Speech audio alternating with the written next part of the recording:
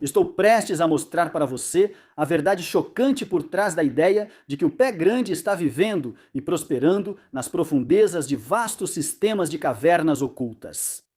É hora de mergulhar fundo em todos os fatos por trás da noção de que o Sasquatch está usando milhares de milhas de tubos de lava, cavernas e minas abandonadas para se mover completamente despercebido por toda a América do Norte.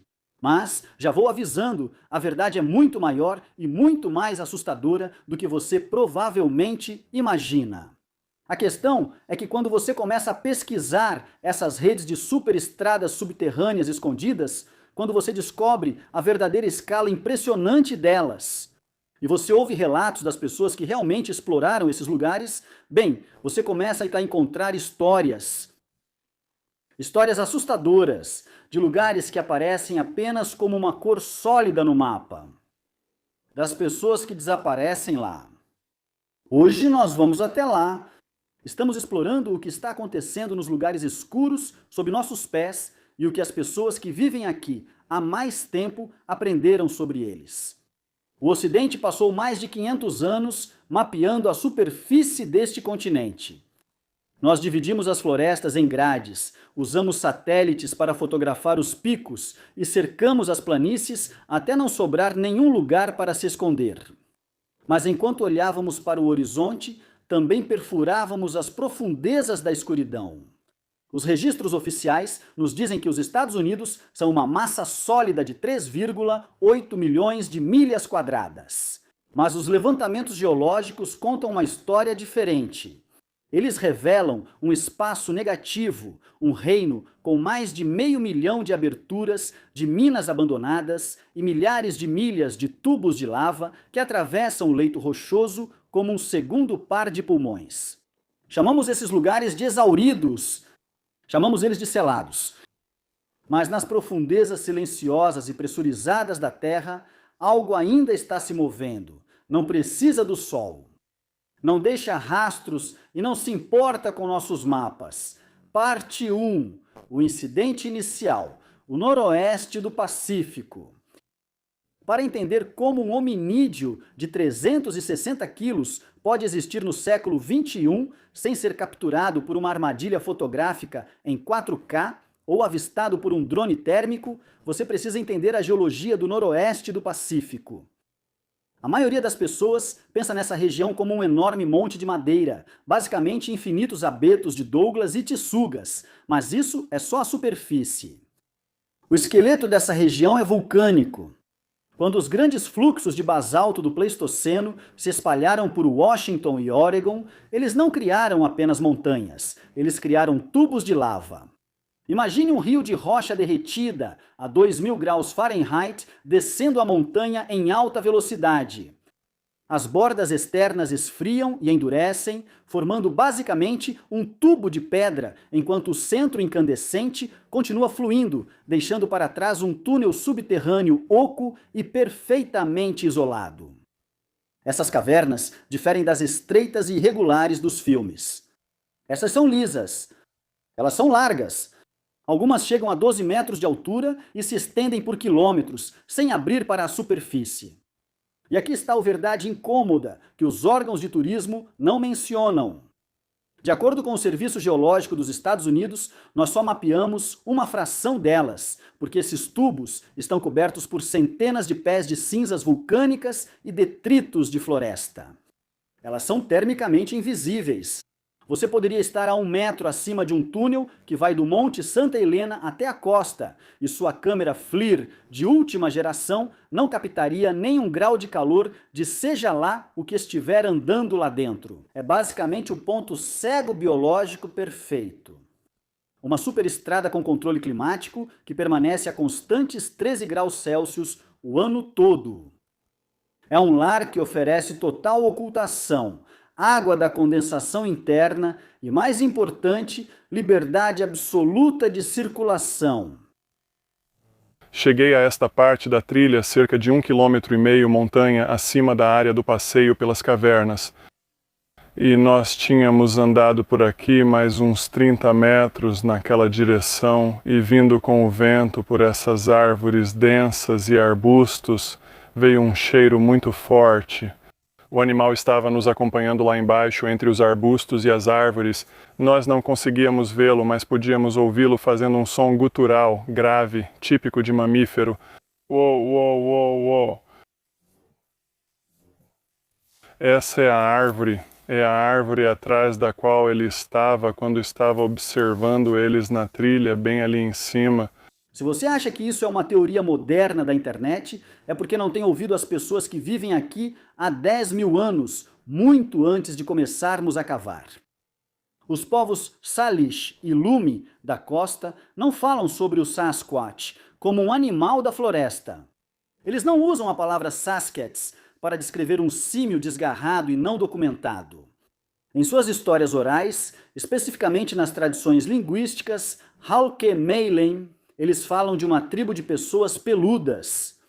Não são animais, são pessoas. Mas há um detalhe nessas histórias que muitas vezes é cortado dos documentários de TV.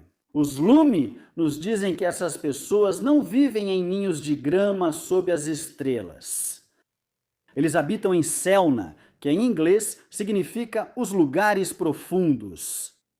Os túneis, as fendas na rocha onde o mundo espiritual e o mundo físico se cruzam. Para os anciãos indígenas, a ideia de que estamos procurando o Sasquatch nas florestas é basicamente uma piada. É como procurar alguém que pega metrô ficando parado no meio de um parque. Você está olhando para o nível errado da realidade. Eles sabem que a pedra não era uma barreira, era uma porta. Ei, pessoal, recentemente fui procurar pelo Pé Grande com o Survivor Man, Les Stroud e alguns outros excelentes pesquisadores que vocês talvez reconheçam no interior selvagem do Canadá. A viagem foi incrível e em breve vou compartilhar tudo com vocês aqui no canal. Inscrevam-se e ativem as notificações para não perder nada. Fiz amigos para a vida toda nessa viagem e adquiri percepções profundas sobre o Pé Grande e a vida em geral. Agora, vamos voltar ao episódio. Isso nos leva a julho de 1924, um lugar agora conhecido como Ape Canyon, na encosta leste do Monte Santa Helena. 5 garimpeiros, liderados por Fred Beck, construíram uma cabana de madeira perto de um desfiladeiro profundo. Eles não estavam procurando monstros, na verdade eles estavam procurando uma veia de quartzo. Mas por dias eles sentiram o peso da floresta, como descreveram depois. Eles ouviam um som rítmico de batidas nas paredes do desfiladeiro. Não eram ecos, mas golpes deliberados. E então, na noite do dia 11, o portal foi violado. Beck e seus homens relataram que vários demônios das montanhas, criaturas enormes, peludas e bípedes, começaram um cerco coordenado à cabana deles. Esses não eram animais tímidos e esquivos, agindo por instinto. Eles estavam jogando pedras, do tamanho de bolas de boliche, em alguns casos, no telhado da cabana. Eles se arremessavam contra a porta pesada. Um minerador disparou seu Winchester por uma abertura entre os troncos e acertou uma criatura no peito. Ela caiu no desfiladeiro, mas não deixou nenhum corpo para trás. Na manhã seguinte, os mineradores fugiram para salvar suas vidas. Compreensível, não é? Eles deixaram seus equipamentos, seu ouro e sua sanidade naquele canyon. Quando o Serviço Florestal e jornais locais enviaram equipes para investigar, encontraram a cabana atingida por pedradas, como os homens disseram. Eles encontraram pegadas de 35 centímetros com 4 dedos, profundamente marcadas na lama. Mas aqui está o detalhe que muda tudo. Os mineiros não disseram que as criaturas correram montanha acima. Eles disseram que as criaturas se moveram com uma velocidade anormal em direção a um afloramento específico de basalto. E então elas simplesmente não estavam mais lá. A menos de 3,2 quilômetros daquela cabana fica a entrada das Ape Caves, um dos tubos de lava mais longos e complexos da América do Norte. Basicamente, um túnel que leva a um labirinto escuro e interconectado que o Sol não toca há 10 mil anos. É aqui que vemos o primeiro indício de supressão. Logo após o ataque de Ape Canyon, em 1924, a resposta oficial foi estranha, para dizer o mínimo. O xerife local chamou isso de histeria coletiva. O serviço florestal disse que eram ursos. Já ouvi essa antes. Procedimento padrão, basicamente. Mas olhe os registros de terras dos anos seguintes. Silenciosamente, sem debate público, as zonas ao redor dessas entradas de tubos de lava começaram a passar por essas reclassificações. Áreas que antes estavam abertas para mineração e exploração foram de repente rotuladas como geologicamente instáveis ou ambientalmente sensíveis. O governo não proibiu você de entrar na floresta, não exatamente, mas eles começaram a construir cercas ao redor dos buracos. Foi a primeira vez que vimos um padrão que se repetiria basicamente ao longo do século seguinte.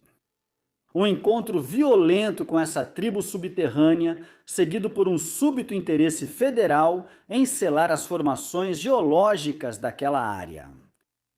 Eles não apenas lacraram a mina por segurança, caso alguém caísse. Eles estavam lacrando um portal.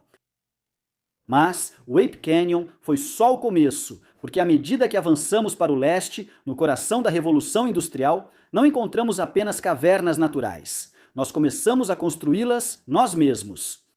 E foi aí que os dois mundos, bem, basicamente colidiram. Em seguida, vamos para o escudo apalaquiano, onde um segredo de guerra e uma lenda de olhos vermelhos revelam exatamente o que acontece quando construímos nossas casas em cima das deles. Parte 2. O labirinto industrial, Apalaches e o Homem-Mariposa. Agora estamos indo para o leste, deixando para trás o vidro vulcânico bruto do noroeste do Pacífico e entrando na cadeia de montanhas mais antiga e marcada deste planeta, os Apalaches. Se o oeste é definido por seus enormes vazios abertos, o leste é definido por sua densidade. Esta é uma paisagem que foi dobrada, esmagada e minerada até que os próprios ossos da terra ficassem expostos. Este é o escudo apalaquiano. E atrás de seu dossel de carvalhos e bordos, existe um labirinto subterrâneo que desafia qualquer mapa já desenhado por uma empresa de carvão. Para entender a dimensão do que estamos falando, você precisa entender a topografia kárstica. No oeste, os túneis foram feitos pelo fogo, mas aqui eles foram feitos pelo tempo e pela água. Há 300 milhões de anos, a chuva ácida vem corroendo o calcário, esculpindo essas câmaras do tamanho de catedrais e artérias estreitas e sinuosas que se estendem por centenas de quilômetros. A Mammoth Cave, no Kentucky, é o exemplo clássico disso. Mais de 400 milhas de passagens mapeadas. Mas os espeleólogos locais dirão que isso é apenas a loja de souvenirs. A verdadeira rede, a zona escura não mapeada, se estende por toda a Serra do Alabama até a Pensilvânia. Mas em meados do século XX, fizemos algo que mudou a geografia dessa região para sempre. Paramos de esperar que a natureza esculpisse as cavernas e começamos a cavá-las nós mesmos. Nós perfuramos as montanhas em busca de carvão, ferro e sal. E durante a Segunda Guerra Mundial, construímos algo ainda mais secreto, a área de TNT. Bem nos arredores de Point Pleasant, Virgínia Ocidental, fica uma extensa área de 8.000 acres, oficialmente conhecida como Área de Manejo de Vida Selvagem McClintice. Mas para os moradores locais, sempre será a área de TNT. Durante a década de 1940, isso aqui era uma instalação de fabricação de explosivos de alta segurança. O governo construiu centenas desses bunkers de concreto, parecidos com iglus, enormes cúpulas arredondadas parcialmente enterradas no solo, projetadas para armazenar milhares de toneladas de explosivos de alto poder. Esses bunkers não eram apenas galpões, eram estruturas de concreto reforçado, de alta resistência, muitas vezes com ventilação embutida nas encostas. E é aqui que os fatos concretos encontram a estranheza extrema. A área do TNT não foi construída em solo firme. Na verdade, ela foi construída diretamente sobre um enorme sistema de drenagem kárstica pré-existente. Quando o corpo de engenheiros do exército explodiu as encostas para preparar as fundações dos bunkers, não moveram só terra. Eles abriram uma porta. Isso nos leva a novembro de 1966. Vocês provavelmente já conhecem a lenda do Homem-Mariposa. Vocês conhecem os olhos vermelhos, as asas e a tragédia da Ponte de Prata. Mas se você olhar além das manchetes e analisar os depoimentos das testemunhas daquele ano, um padrão diferente surge. A criatura não só visitava Point Pleasant, ela estava morando lá. O avistamento mais famoso ocorreu em 15 de novembro, quando dois casais jovens, os Scarberrys e os Mallets, estavam dirigindo por aquela área de TNT tarde da noite. Eles relataram ter visto uma figura de 2 metros de altura, de ombros largos, parada perto de uma usina de energia. Ela não voou como um pássaro, ela meio que se arrastou com um andar pesado e bípede. Quando eles fugiram de carro, a criatura os perseguiu a quase 160 km por hora. Mas é o que aconteceu depois da perseguição que importa para a nossa investigação. Pelos próximos 13 meses, avistamentos do pássaro ou do homem enorme ficaram concentrados quase exclusivamente ao redor desses bunkers abandonados. Testemunhas relataram ter ouvido passos pesados nos telhados de concreto dos iglus. Eles relataram um fedor metálico repugnante emanando dessas aberturas de ventilação abertas. E então houve os relatos não oficiais dos pesquisadores que chegaram ao local no final de 1966. Quando alguns moradores corajosos e investigadores finalmente criaram coragem para entrar nos bunkers selados, eles não encontraram salas vazias.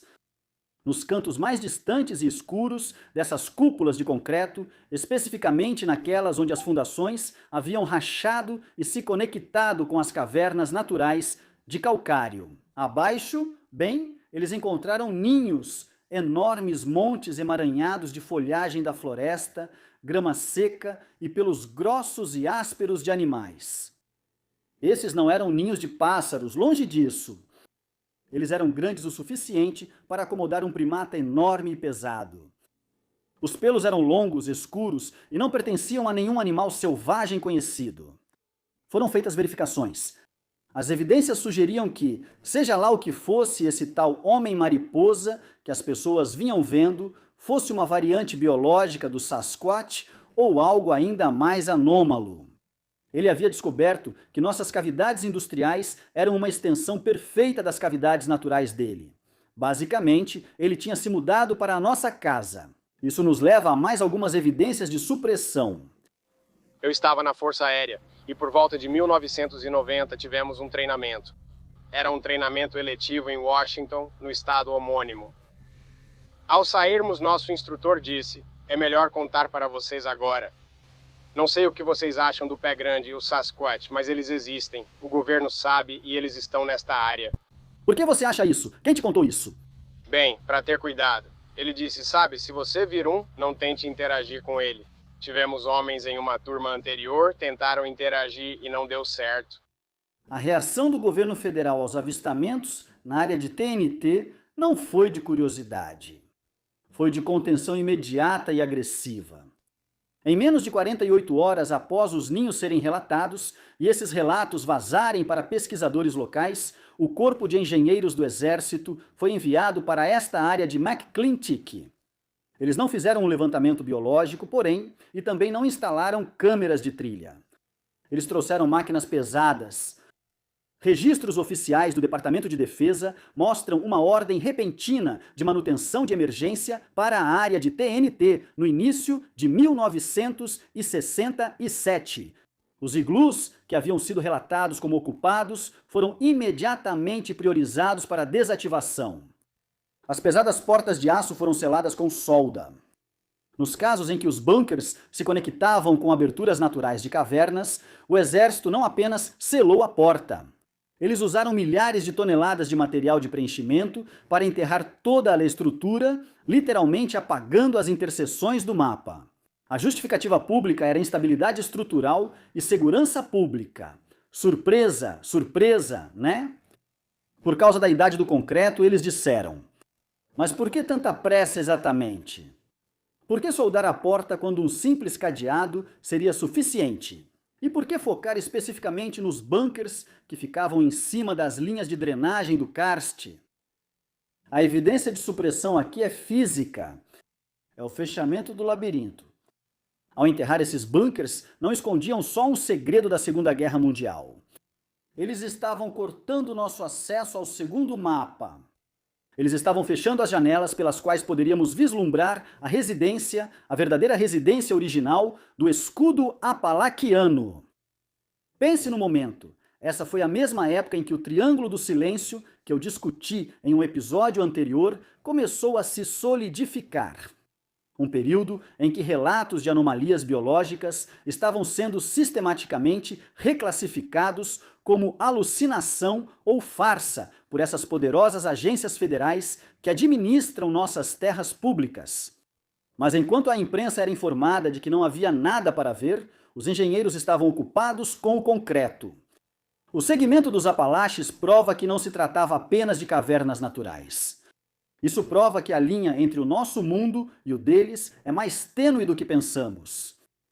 Nós construímos os túneis, nós abrimos as portas, e por um breve período, em 1966, as coisas que vivem na escuridão se instalaram.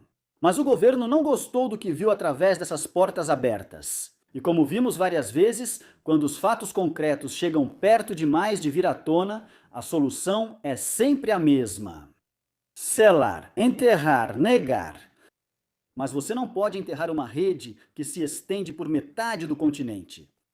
E à medida que avançamos mais ao sul, para os vazios profundos e úmidos dos Ozarks e dos pântanos, percebemos que o espaço negativo não é apenas um lugar para se esconder. É um lugar para sobreviver. Porque no sul, os túneis não são apenas escuros. Eles ficam debaixo d'água. E as coisas que se movem por eles aprenderam a atravessar a única barreira que achávamos ser impenetrável.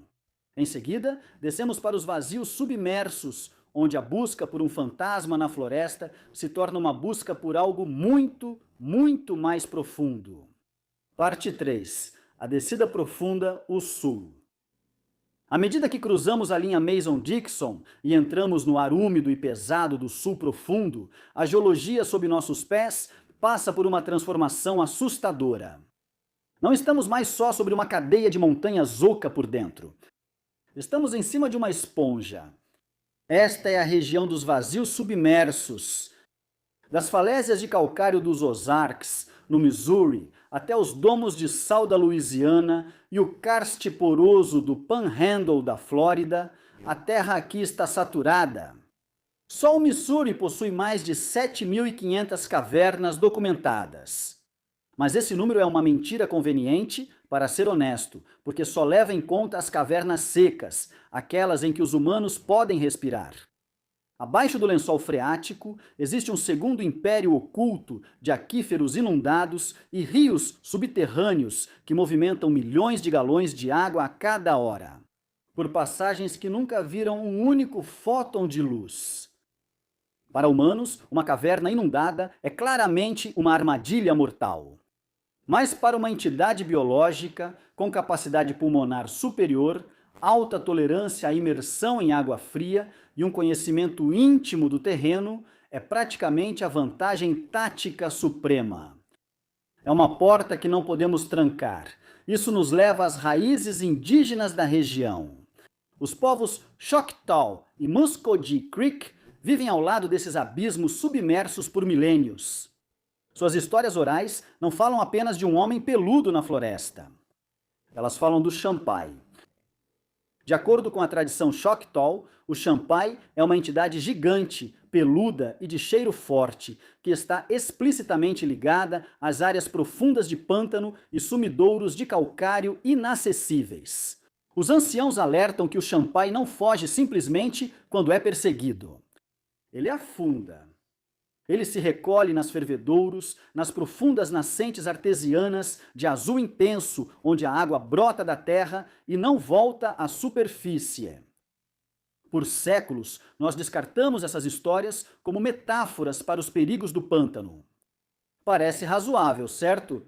Mas no fim dos anos 70, os fatos concretos alcançaram o folclore de uma forma que continua sendo um dos relatos mais suprimidos da história dos Ozarks. Era maio de 1978, perto da cidade de Russellville, Arkansas. Dois irmãos, experientes prospectores de minerais, que passaram a vida navegando pelas minas abandonadas de prata e zinco da região, estavam explorando um poço vertical profundo que estava fora de operação havia quase 50 anos naquela época. Os níveis inferiores da mina estavam inativos, completamente alagados pelo lençol freático que subiu. Sentados em uma saliência seca, a cerca de 24 metros de profundidade, conferindo seus equipamentos, ouviram um som impossível. Não era gotejamento, queda de pedra ou qualquer coisa que se esperaria ouvir ali embaixo. Era o som de algo rompendo a superfície daquela água preta e estagnada no poço alagado abaixo deles. Uma criatura enorme, de pelos escuros e embaraçados, emergiu da água. Ela não teve dificuldade. Subiu para fora com uma graça fluida e poderosa, sugerindo que não era a primeira vez que navegava por um túnel alagado. Os irmãos descreveram a criatura como tendo mais de 2 metros de altura, com ombros que quase tocavam as paredes do estreito túnel. Ela ficou de pé na saliência, a menos de 3 metros deles, e se sacudiu como um enorme cão molhado. E então, sem reconhecer a presença deles, ela entrou em um túnel lateral seco e não mapeado e desapareceu na montanha. Pense nas implicações biológicas desse encontro. Se o Sasquatch está utilizando aquíferos inundados para se mover entre sistemas de cavernas, isso explica todos os desaparecimentos impossíveis na história do Sul. Isso explica como uma criatura pode ser avistada em um pântano cercado por quilômetros de água aberta e depois desaparecer antes que qualquer aerobarco consiga chegar. Eles não estão se teleportando, pelo menos não necessariamente. Eles mergulham usando as cavidades escavadas pela água como um sistema pressurizado de deslocamento em alta velocidade pelo qual os humanos simplesmente não conseguem persegui-los. Agora, vamos olhar para as evidências de supressão nesta região. Nos anos seguintes a esse encontro em Russellville, e a vários relatos semelhantes, ao longo da década de 1980, a abordagem do governo federal em relação à gestão de cavernas passou por uma mudança radical e silenciosa. É aqui que vemos novamente aquele triângulo de silêncio exercer seu verdadeiro poder legal. Segundo eles, sob a Lei de Proteção dos Recursos de Cavernas Federais de 1988, o governo recebeu autoridade para manter em sigilo a localização de cavernas significativas, a fim de proteger seus recursos. À primeira vista, isso parece conservação ambiental. Mas veja como isso foi posto em prática. Em regiões com alta concentração de casos de Missing 411 e avistamentos frequentes do pé grande, especificamente na Floresta Nacional Ozark St. Francis, o Bureau de Gestão de Terras e o Serviço Nacional de Parques começaram uma campanha agressiva de bloqueio de acessos. Eles não colocaram apenas placas, instalaram enormes portões de aço reforçado para morcegos e grades pesadas em todas as entradas conhecidas dos sistemas kársticos profundos. O motivo oficial? Para proteger espécies de morcegos ameaçadas da síndrome do nariz branco, mas aqui está a anomalia. Muitas dessas cavernas foram gradeadas antes mesmo da síndrome chegar à América do Norte. E nos casos em que os buracos eram grandes demais ou muito remotos para colocar grades, o governo simplesmente usou a cláusula de segurança pública para explodir as entradas com dinamite, selando permanentemente os abismos submersos dos olhos humanos. A evidência da supressão aqui é a barreira legal. Ao reclassificar essas rodovias subterrâneas como áreas ambientalmente sensíveis ou zonas de risco, eles efetivamente criaram um território soberano bem debaixo dos nossos pés. Eles garantiram que, se você encontrar uma criatura que emerge da água ou um champ surgindo de uma mina alagada, você não tem nenhum direito legal de segui-lo lá para baixo. E o governo tem todo o direito legal de selar a entrada pela qual você consegue vê-lo. Isso não se trata apenas de proteger morcegos. Se fosse assim, não teriam explodido as entradas das cavernas, destruindo o habitat dos morcegos. Trata-se de controlar uma fronteira. Quando você sintetiza os tubos vulcânicos do oeste, os bunkers industriais do leste e os aquíferos inundados do sul, o espaço negativo deixa de ser uma teoria. Ele se torna um mapa de um continente que compartilhamos com o residente que somos legal e fisicamente proibidos de reconhecer. Passamos 500 anos olhando para as árvores, esperando que um fantasma aparecesse na claridade. Mas a verdade é muito mais antiga e muito mais profunda. A superrodovia do Sasquatch não é um mito. É a infraestrutura de um mundo que estava aqui antes de chegarmos e que estará aqui muito depois de terminarmos de mapear a superfície. A maneira mais eficaz de permanecer um mito é ficar onde o sol não alcança e onde a lei diz que não podemos seguir. Em seguida, passamos para a nossa conclusão, a síntese do mapa negativo, onde sobrepomos os avistamentos, as cavernas e o silêncio para ver o verdadeiro rosto do subsolo americano. Prepare-se. Conclusão. A síntese do mapa negativo. Passamos esta jornada toda descendo. Nós atravessamos o vidro vulcânico do noroeste do Pacífico, entramos nas sombras industriais dos Apalaches e, finalmente, chegamos ao coração inundado e rítmico dos aquíferos dos Ozarks. A essa altura, o padrão já deveria estar gritando para você. Pessoal, isso não é uma série de lendas desconexas. É uma única infraestrutura que se estende por todo o continente. É o mapa negativo, o mapa dos Estados Unidos. Quando você olha para um mapa padrão deste país, você vê fronteiras, rodovias, cidades. Você vê uma superfície bidimensional que nós domamos e nomeamos. Mas quando você sobrepõe os 3 conjuntos de dados que exploramos hoje, bem, essa superfície começa a se dissolver bem rápido. Primeiro nós adicionamos o inventário de karst e vulcões do USGS. Vemos os tubos de lava e as catedrais de calcário. Em segundo lugar, adicionamos o índice de minas abandonadas do Agência de Gestão de Terras. Vemos as 500 mil de entradas que passamos 2 séculos escavando na escuridão. E por fim, adicionamos os agrupamentos de avistamentos relatados do Sasquatch, do macaco da floresta e do Champ. A correlação é quase 1 para 1. Os focos não estão no meio da floresta densa. Eles estão nas interseções. Eles estão onde os vazios naturais se encontram com as nossas cavidades artificiais. São os pontos de ventilação onde o segundo mapa respira. Mas há uma última camada nesse mapa negativo, aquela que explica por que você não viu isso no noticiário da noite. Esta é a verdadeira evidência de supressão. Por décadas, temos visto um esforço federal coordenado para fechar essas interseções. Não é só um guarda florestal local colocando placa de proibida a entrada. É um sepultamento sistemático, legal e físico da fronteira subterrânea. Vamos analisar os fatos concretos da restrição de acesso.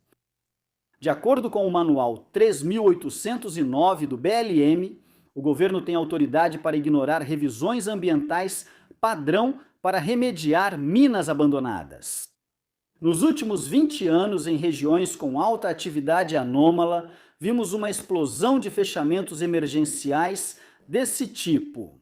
Eles não estão apenas trancando as portas, estão usando espuma de poliuretano e reaterro de alta velocidade para apagar permanentemente as entradas. Depois temos a Lei de Proteção dos Recursos de Cavernas Federais de 1988.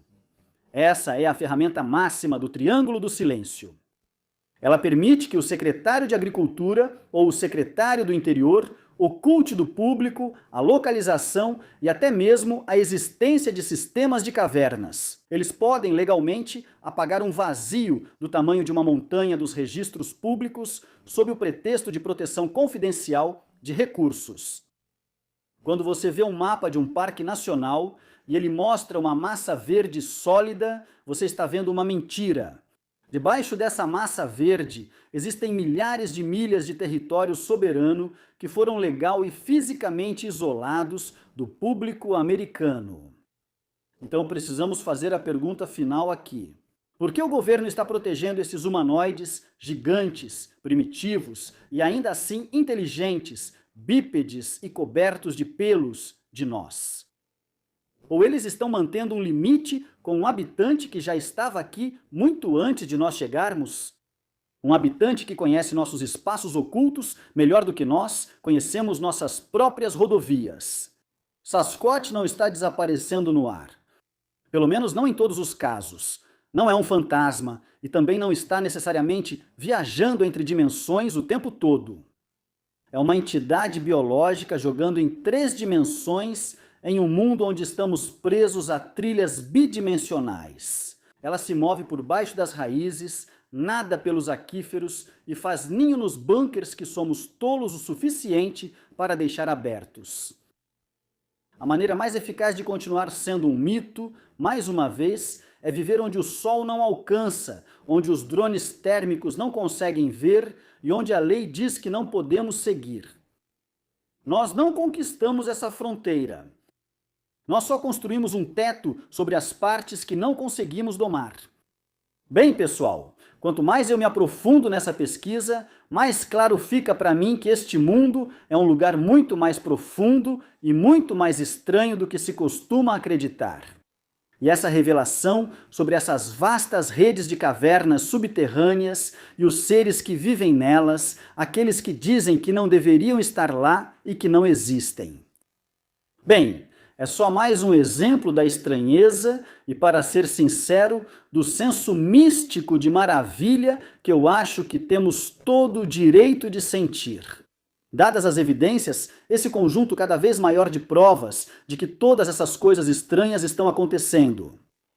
A gente não entende tudo nem de longe tão bem quanto pensa. Como sempre, eu adoraria ouvir seus pensamentos, teorias e qualquer evidência que você queira compartilhar sobre isso nos comentários abaixo. E se você gostou deste vídeo, por favor, deixe seu like, compartilhe com sua família e amigos e se inscreva no Cabin in the Woods. Essas coisas me ajudam muito a continuar. Se quiser me apoiar e reconhecer meu trabalho, deixarei o link do meu Patreon na descrição abaixo.